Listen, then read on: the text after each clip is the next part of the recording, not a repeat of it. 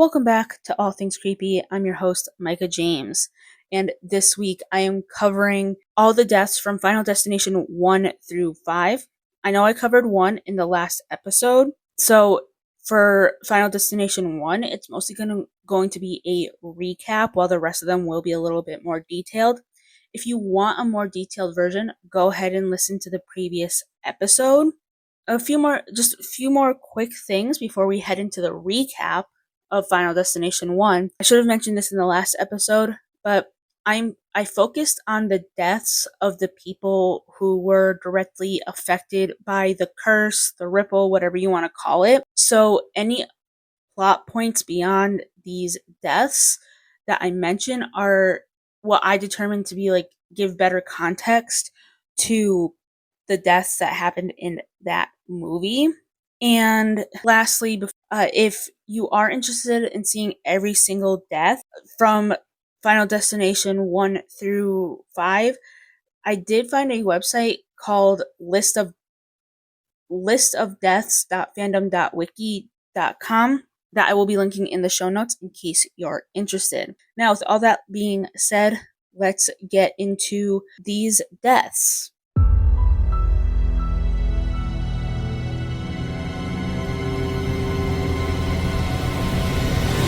So like I said, for Final Destination 1, this is going to be more of a recap than anything.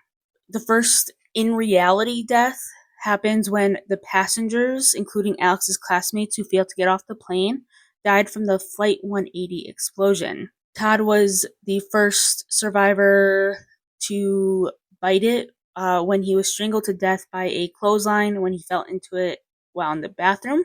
Next was Terry, who was run over by a bus. Valerie, who was the teacher who got off the plane, she was supposed to die after Terry and was stabbed in the throat by pieces of the computer glass when it exploded before being stabbed by a falling kitchen knife. Billy was next, and he was beheaded by shrapnel after a train hit Carter's car. And the final on-screen death was Carter, who was killed in Paris by a falling billboard sign.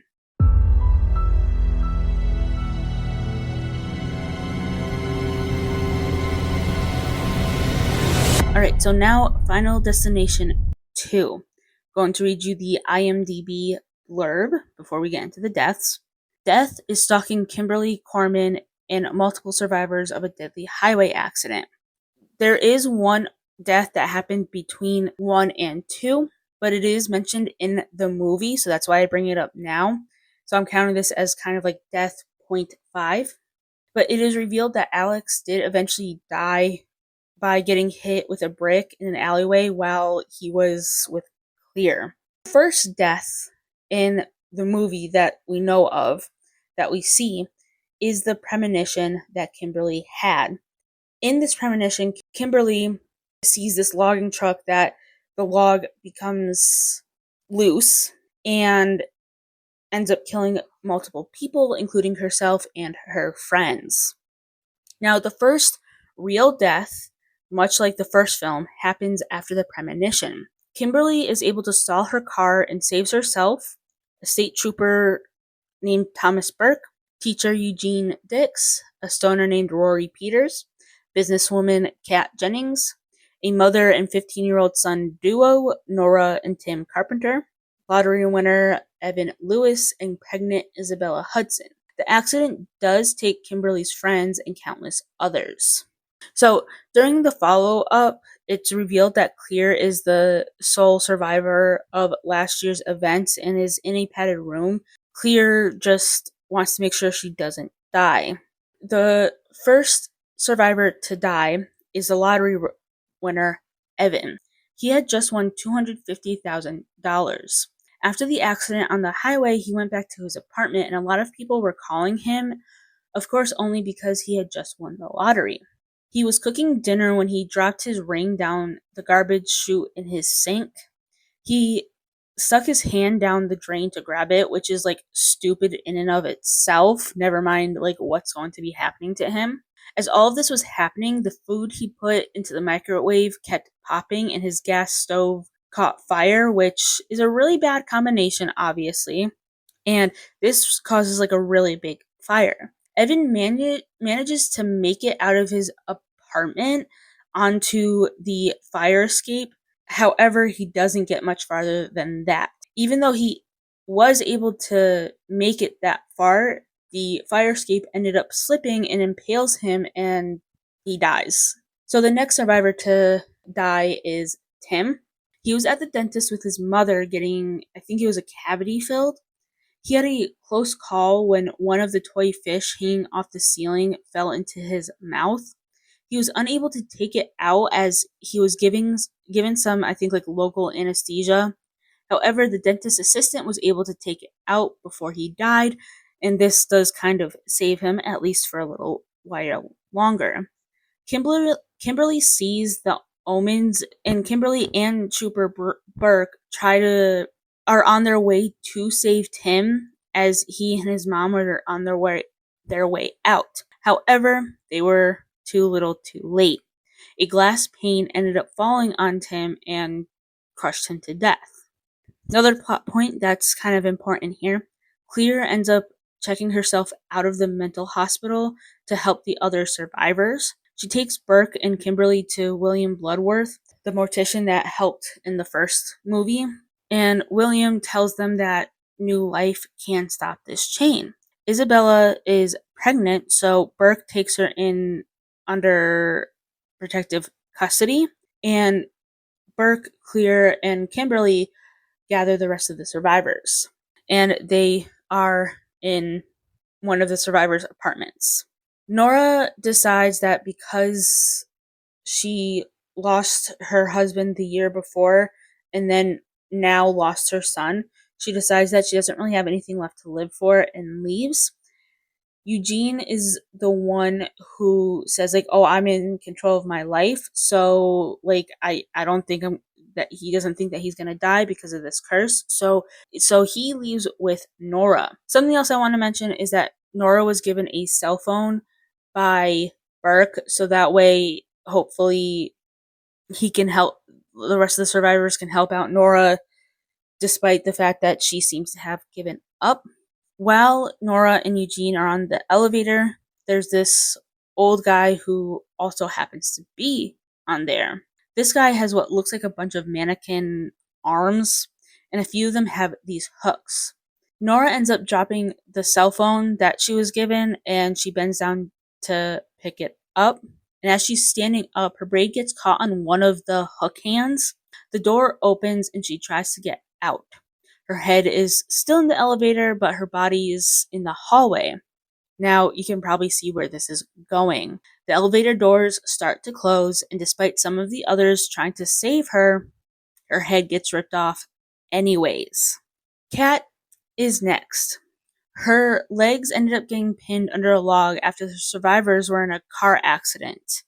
Now, this car accident happens near the Gibbons farm, and I mentioned this because the Gibbons do come up a little later the movie. The car that they're driving happens to go onto the Gibbons property.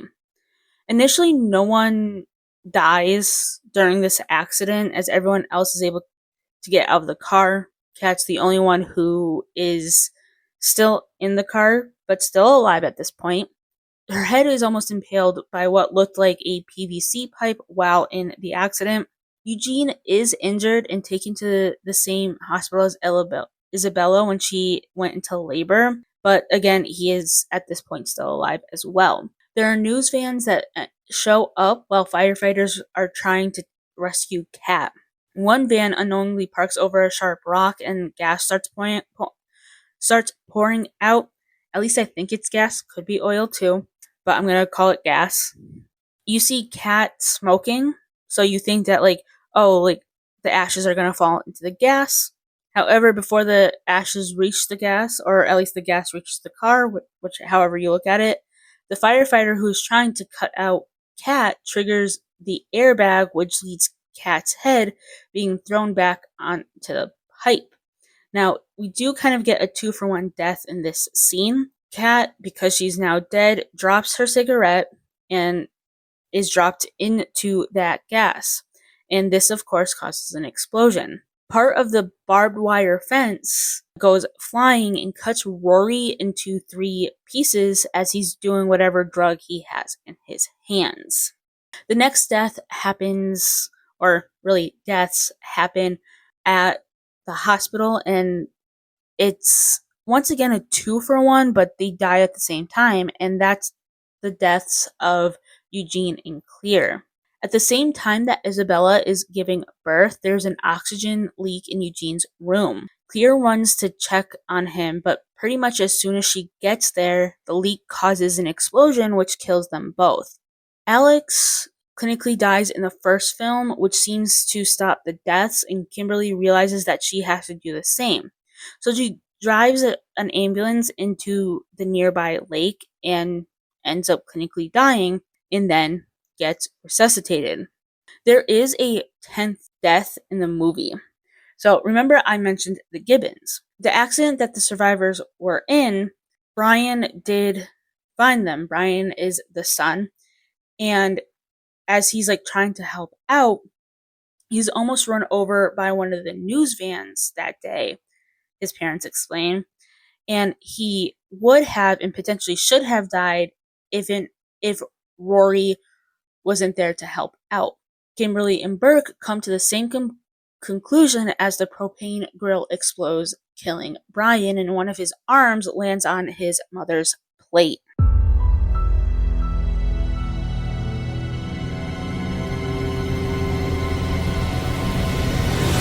Final Destination 3.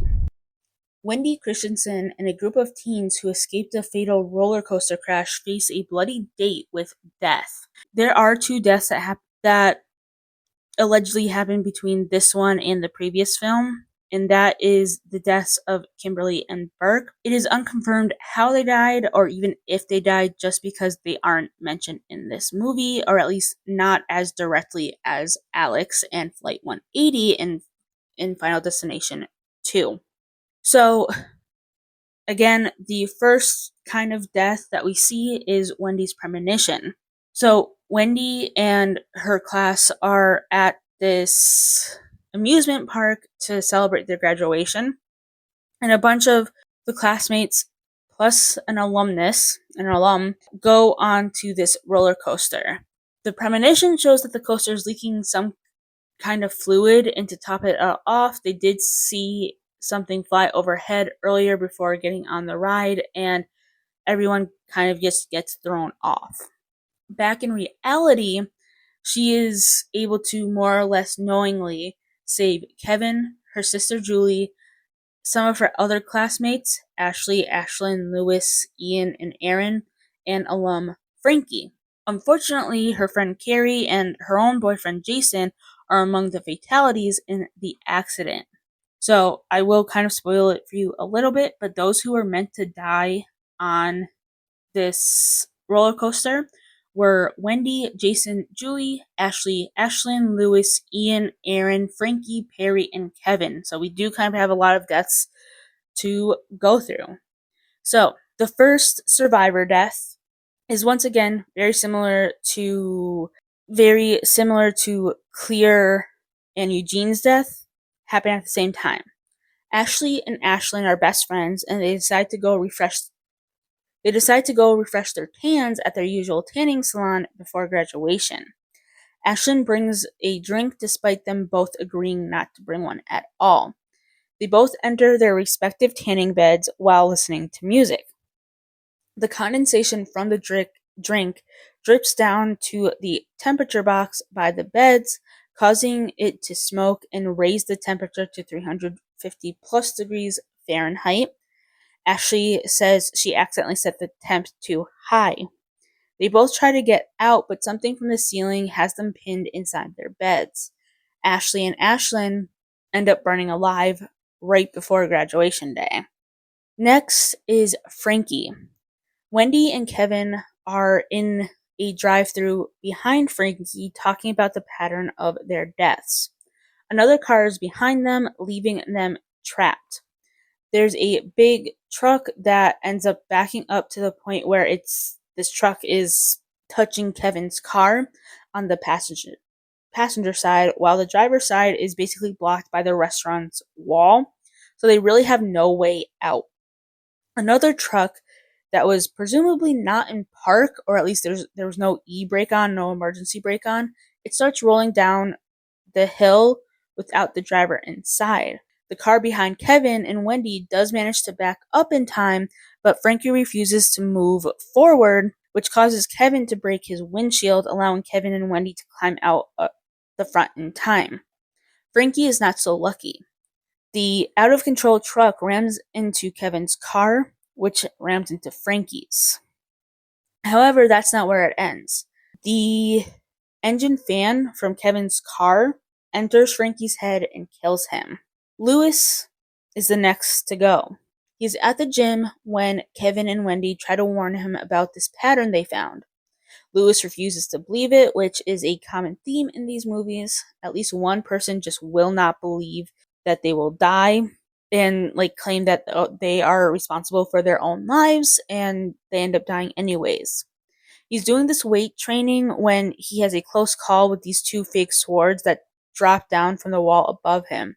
But this just makes Lewis go harder, causing two weights to swing up and crush his head. Aaron and Ian are technically the next ones in the pattern, but Wendy can't determine who was first, as it was assumed that they kind of died seconds apart. But Aaron and Ian work in a hardware store where it looks like they'll meet their end. And this is very true for Aaron, while Ian is saved by Kevin. A bunch of things fall off the racks in the back room, causing all four in the store to fall or trip. Wendy, Kevin, and Ian have a few things land on them, but nothing fatal. If anything, they would probably just have a few bruises. Aaron ends up falling backwards into this box where this nail gun is sitting. Her head hits that nail gun, and that triggers the nail gun to be set off a few times. Due to how the nails enter through Aaron's skull, there is no way of saving her. Harry is one of Julie's friends and was supposed to be the next one to die on the roller coaster.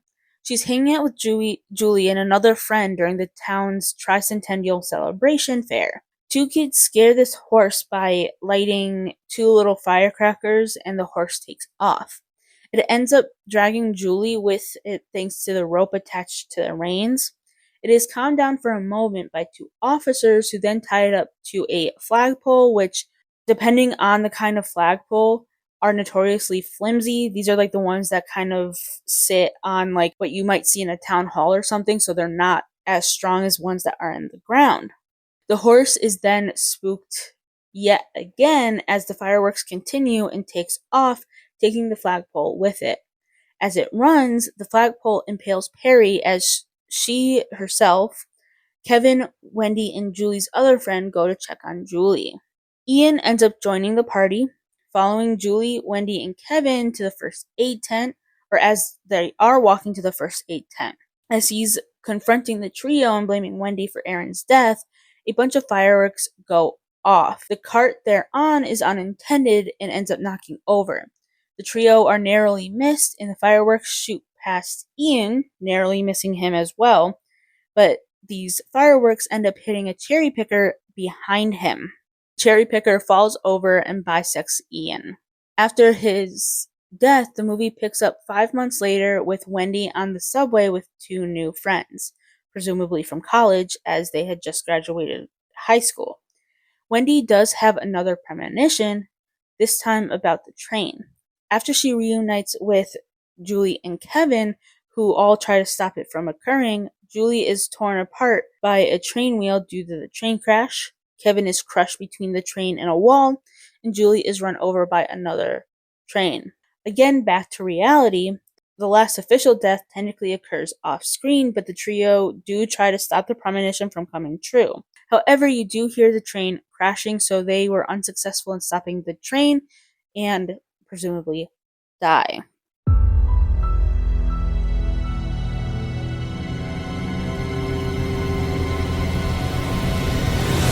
Alright, the fourth movie is called The Final Destination. A horrifying premonition saves a young man and his friend from death during a racetrack accident, but terrible fates await them nonetheless. Nick is our man to have the premonition. He's watching this car race with his girlfriend Lori, as well as their friends Hunt and Janet, who are also dating. While they're watching, Nick has a premonition of a racetrack accident. This accident causes debris to fly into the grandstand, effectively destroying it and killing several people, including Nick and gang.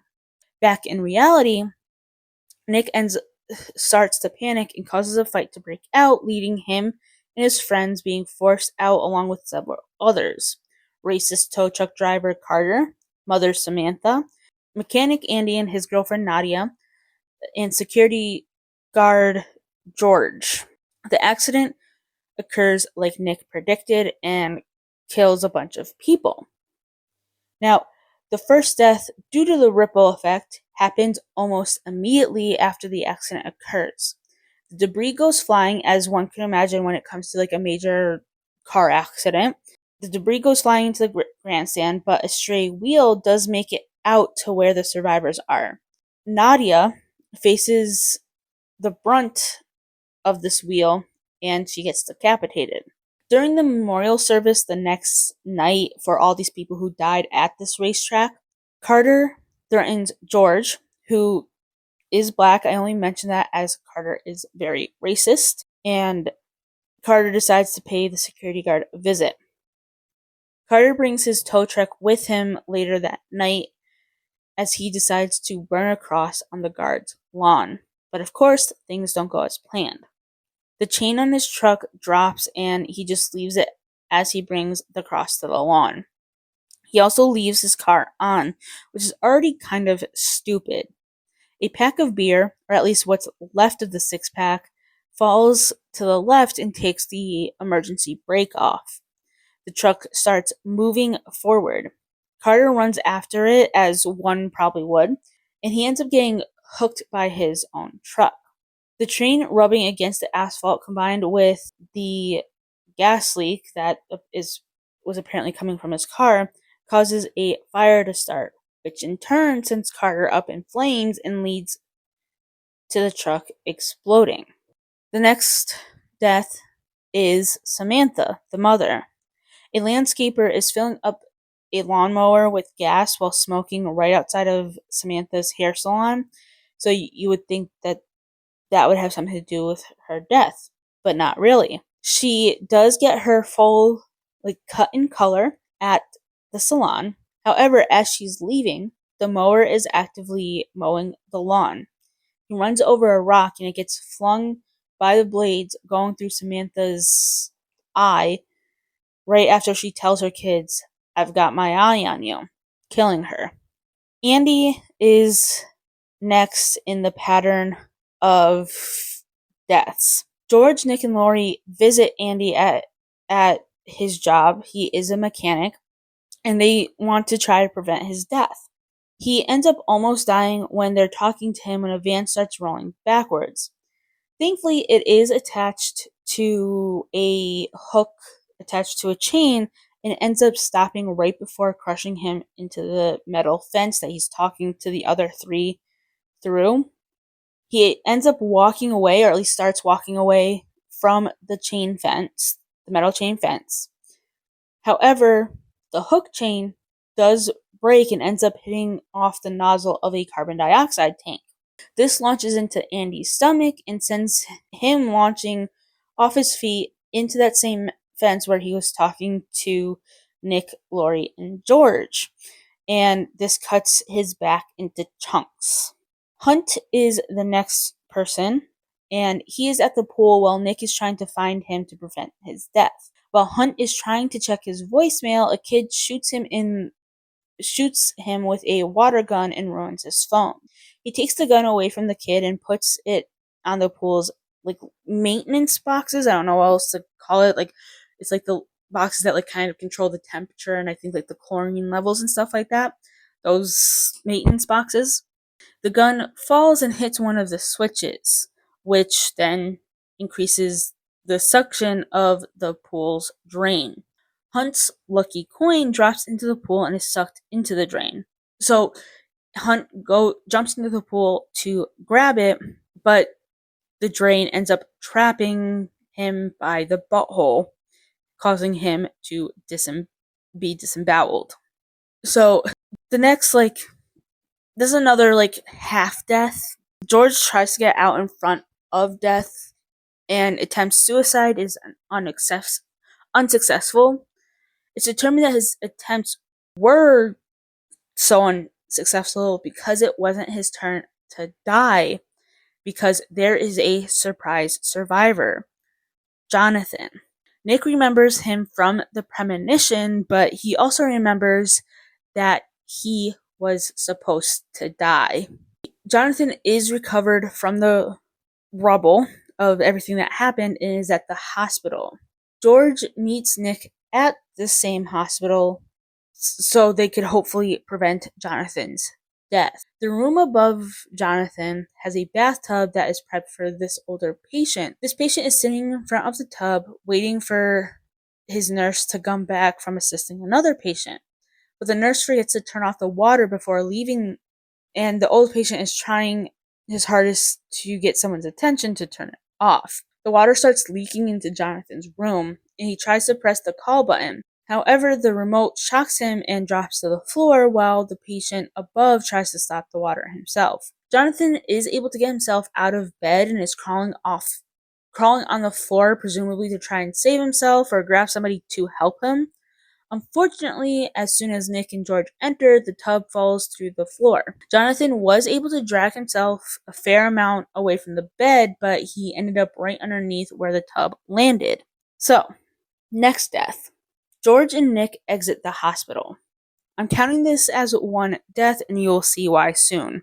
Nick is telling George that they have to find Lori and Janet because he fears they are next. George tells Nick that he feels this sense of deja vu. As George is talking, he is hit by an ambulance right in front of the hospital. Janet and Lori are at the mall and are about to go to the movies at this same mall. The room behind the theater is under construction. Nick sees it happen and tries to save them. Lori sees the omens and leaves. However, Janet dies by being hit with the projectiles from the other room. Lori is sucked into the gears of the escalator a little bit later. Like I said, I'm counting this as one death, as this happens to be a premonition of Nick's. Back in reality, George really is the next one to die and does get hit by an ambulance while they are on their way to the mall, and George is still talking about deja vu.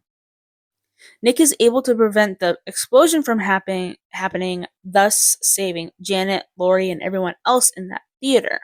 Our very last death of the Final Destination is, again, I'm counting it as one, as they are all killed by the same thing. Janet, Lori, and Nick meet at a cafe just 2 weeks later. However, none of them feel right about it and believe that death meant for them to meet there at that exact moment. Before they can react, a truck swerves to avoid a falling scaffolding and hits all three of them. Janet's head gets crushed under the wheels, Lori gets rammed by the back of the truck, and Nick gets flung into the wall. Now, this might be my favorite death of the movie just because it's very reminiscent of, just because that death is, the way they show the deaths is very reminiscent of Mortal Kombat. It just reminds me of how Mortal Kombat sometimes shows the fatalities.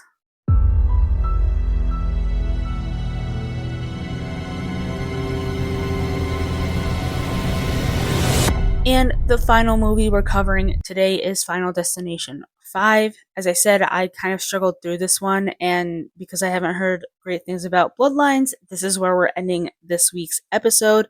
I will reiterate, if you guys want me to cover Bloodlines, I will. Just, I wanted to, since I haven't heard good things about Bloodlines, I'm not going to cover it. So, as far as Final Destination 5 goes, Death returns to claim the lucky survivors of a deadly bridge collapse in this fifth frightening installment in the series.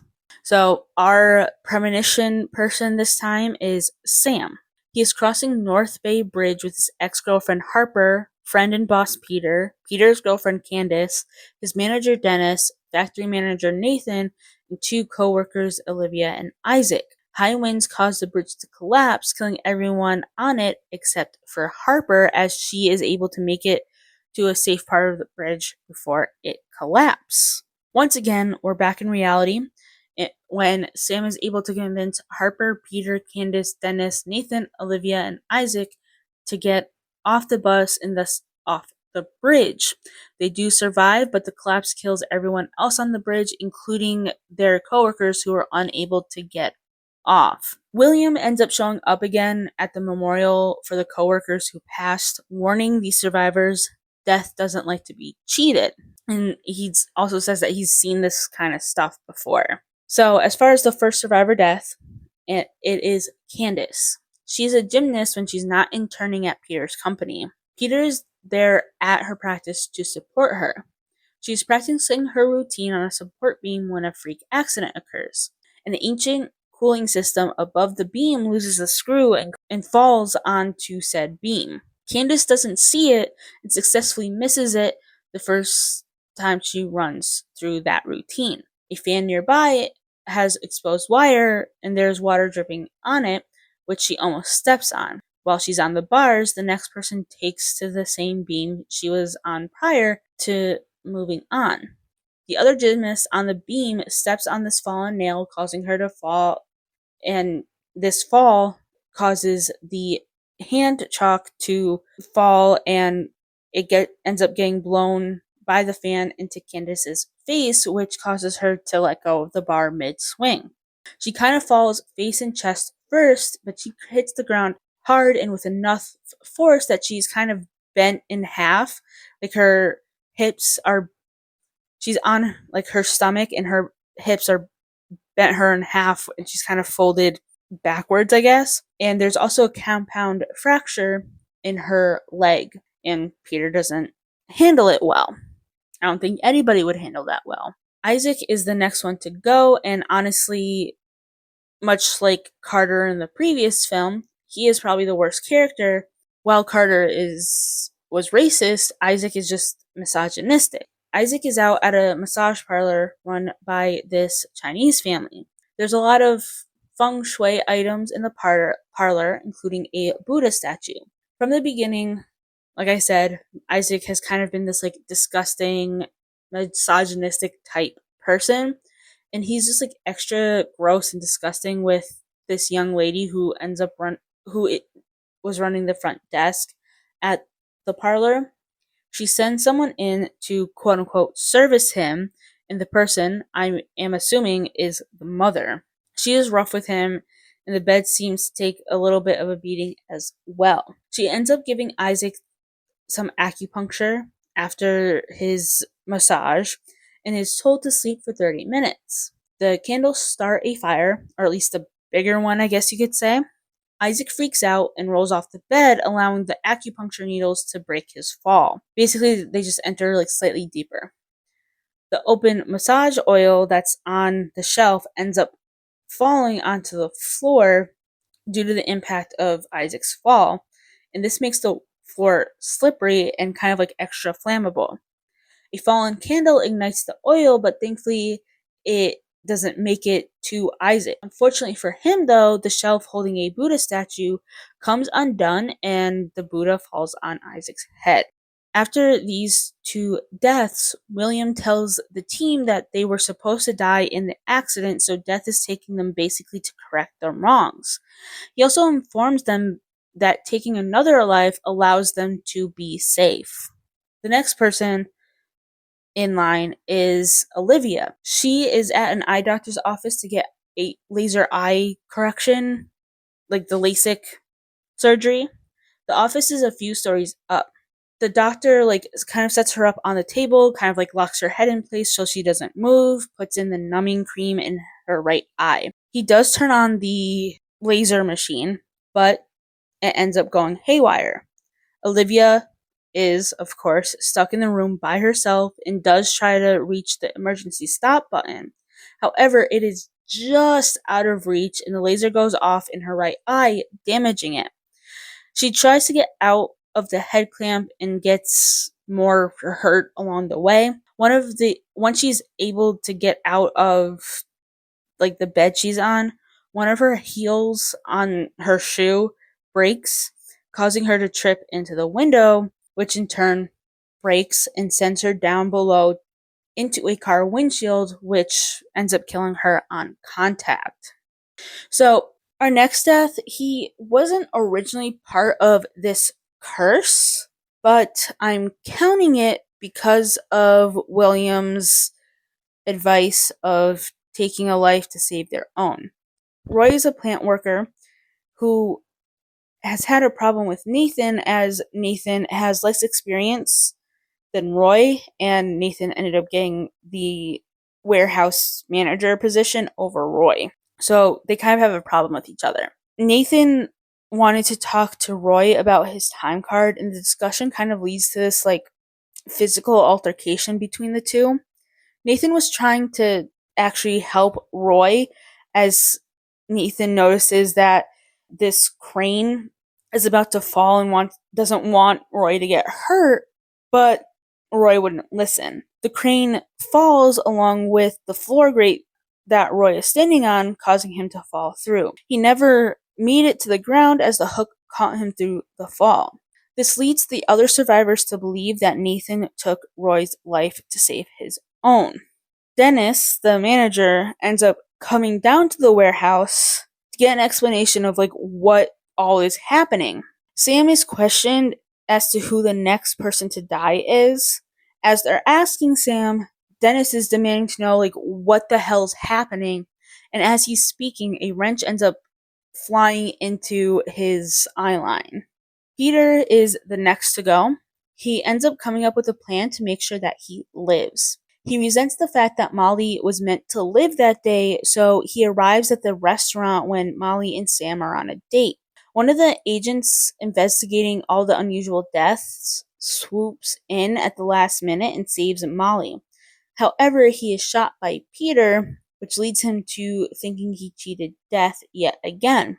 Yet he still tries to kill Molly just to eliminate the witness. Sam then steps in and kills Peter with a meat spit. So after Peter's death, we meet up with Molly and Sam 2 weeks later. They are on a plane to Paris. Flight 180, in fact. This is so stupid in my opinion, but that's a whole other episode. Then they hear one of the students on board claiming that the plane will explode. Molly and Sam see a handful of students and a teacher be ejected from the plane. They realize the implications and they are too late and exit the plane and they both die in the explosion. So stupid if you ask me. Anyways, the last death is also because of Flight 180. Nathan is at Roy's memorial. While there, he learns that Roy had an undiagnosed brain aneurysm that could have killed him at any point had he lived. Nathan realizes what this implies as debris from the plane explosion, crush him. And that is where I'm ending this week's episode. So with that being said, I will see you guys next week.